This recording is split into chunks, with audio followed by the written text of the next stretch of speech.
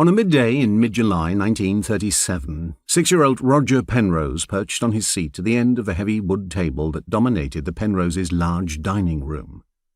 The table could easily seat 10.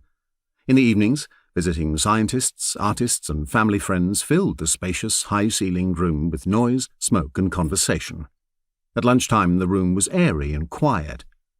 Tall back chairs and wide doorways made the house feel like a giant's castle.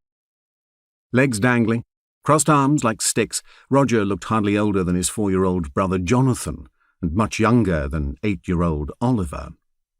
He regarded a scoop of stewed greens prepared by the family cook.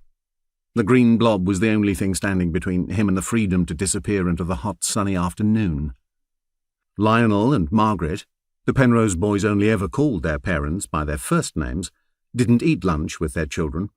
Instead, Isabella Black, a 20-year-old Scot doing double duty as maid and nanny, oversaw Roger's painfully slow meal.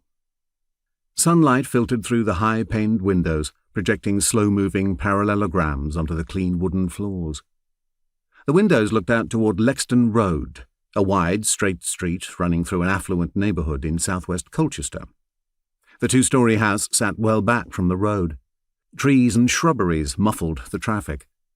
The back garden was wild, shady and lush.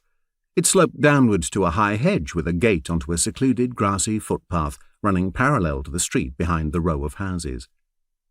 His brothers had long ago finished their food and melted away into the summer heat, leaving Roger alone with Stella, as the boys called her, and the greens.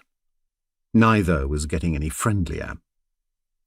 "If you eat half of it, that's all right. Then you can go," Stella said.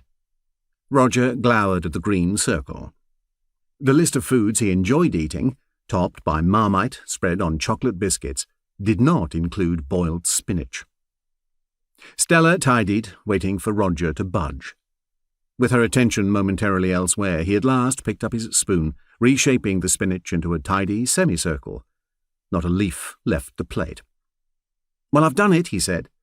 She looked at the plate. He looked at her. A tiny flicker of mischief passed over his face. Whether charmed or just worn down, Stella conceded. "All right, then," she said.